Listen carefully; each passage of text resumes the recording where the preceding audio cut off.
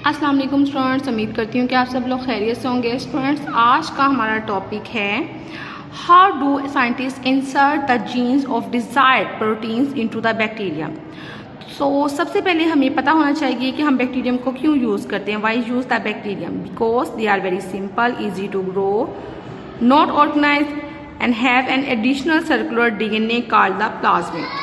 ये इसकी डायग्राम भी शो की हुई है कि ये क्रोमोसोम है और इसका प्लाज्मिड भी शो हुआ है, ये क्रोमोसोम है।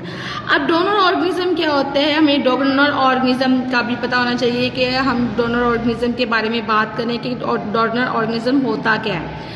डोनर ऑर्गेनिज्म वो ऑर्गेनिज्म है जिसकी हम डिज़ायर कॉपीज़ जो हैं बनाना चाह रहे हैं। जैसे फॉर एग्जांपल मैंने आपको पहले भी बताया था कि फॉर एग्जांपल एक काव है, वो बहुत अच्छी मिल्क की प्रोडक्शन दे रही है, या कोई भी फ्रूट है जो बड़ी अच्छी जिसका टेस्ट बहुत अच्छा है, या जिसकी आप कॉपीज़ आपको रिक्वायर है कि आप इसकी कॉपीज़ जो है मज़ीद बनाना चाहते हो, तो आप उसके जीन्स को सेलेक्ट कर लोगे और उसको आइसोलेट कर दोगे या कर लोगे। ये इसका टॉपिक है। जैसे फॉर एग्जांपल इंसुलिन है, एक ऑर्गेनिज्म जो है वो हेल्दी है, उसमें से आपने इंसुलिन की प्रोडक्शन करवाना चाह रहे हो, तो क्या करनी है, हमने उस हेल्दी ऑर्गेनिज्म में से, उस हेल्दी ह्यूमन में से हमने उसके पैंक्रियाज से जो जीन्स है इंसुलिन का, वो हम लोगों ने उसकी आइडेंटिफिकेशन करवा ली और उसको सेलेक्ट कर लिया, आइसोलेट कर लिया।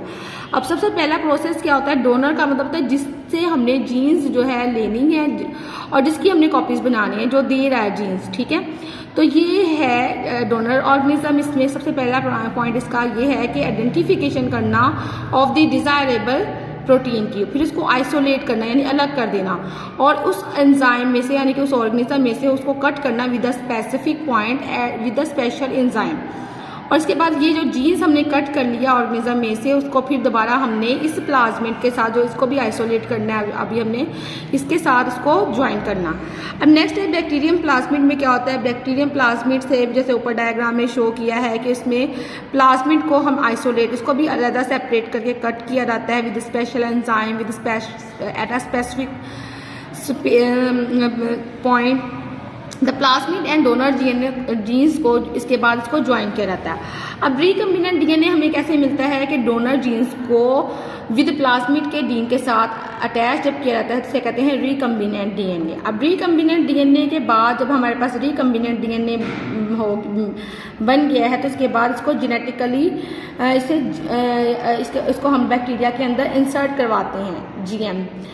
अब जब बैक्टीरिया के अंदर हमने इंसर्ट करवा दिया है, तो हमें जेनेटिकली मॉडिफाइड बैक्टीरिया मिल गया, यानी कि जो बैक्टीरिया था उसके अंदर जो मॉडिफाई उसका जीन्स हो गया, तो वो जेनेटिकली मॉडिफाइड बैक्टीरियम या जेनेटिकली मॉडिफाइड ऑर्गेनिज्म या ट्रांसजेनिक ऑर्गेनिज्म जिसे कहते हैं। और ये फिर बैक्टीरिया के में जो है डिजायरेबल प्रोटीन्स जो है उसकी प्रोडक्शन करवाता है। अब हम इस टॉपिक को डायग्रामेटिकली अंडरस्टैंड करेंगे तो आपको इस टॉपिक की बहुत ज़्यादा अच्छे तरीके से समझ लग जाएगी। चलिए इसको डायग्रामेटिकली देखते हैं। ये हमारे पास डोनर का सेल है। फॉर एग्जांपल एक हेल्दी मैन है, वो इंसुलिन की बहुत अच्छी प्रोडक्शन दे रहा है, उसी को ले लें। अब इसका अपना डीएनए है, ठीक है। अब हमने क्या करना है, इसके जीन्स को हमने कट कर देना है कि डोनर का डीएनए है, उसको हमने कट करना है with the special enzyme eight a specific point, ठीक है। ये इसका डीएनए आ गया हमारे पास, ठीक है। अब ये हमारे पास बैक्टीरियल सेल है, बैक्टीरियल सेल का अपना क्रोमोसोम है और ये इसका प्लाज्मिड है। इसको भी हमने प्लाज्मिड को क्या करना है, इसको आइसोलेट करना है और कट करना है with special enzyme with a specific point. अब ये कट हो गया, ठीक है, प्लाज्मिड भी बैक्टीरिया का। अब इन नेक्स्ट जो प्रोसेस है उसमें इसको ज्वाइन करना है, यानी कि डोनर के जीन को और प्लाज्मिड के जीन को दोनों को ज्वाइन करना है, तो इस प्रोसेस को कहेंगे रिकम्बिनेंट डीएनए।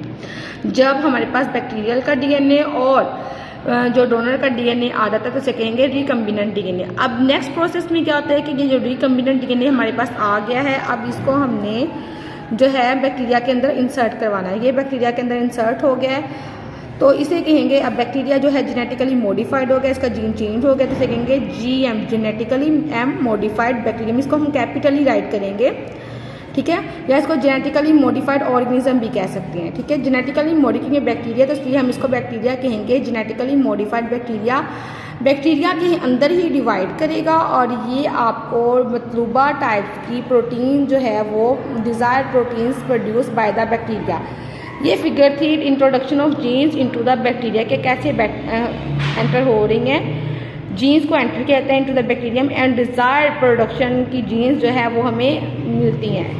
ये टॉपिक था हमारा आज का। उम्मीद है कि आपको पसंद आया होगा। मिलते हैं नेक्स्ट लेक्चर तक। अल्लाह हाफिज़।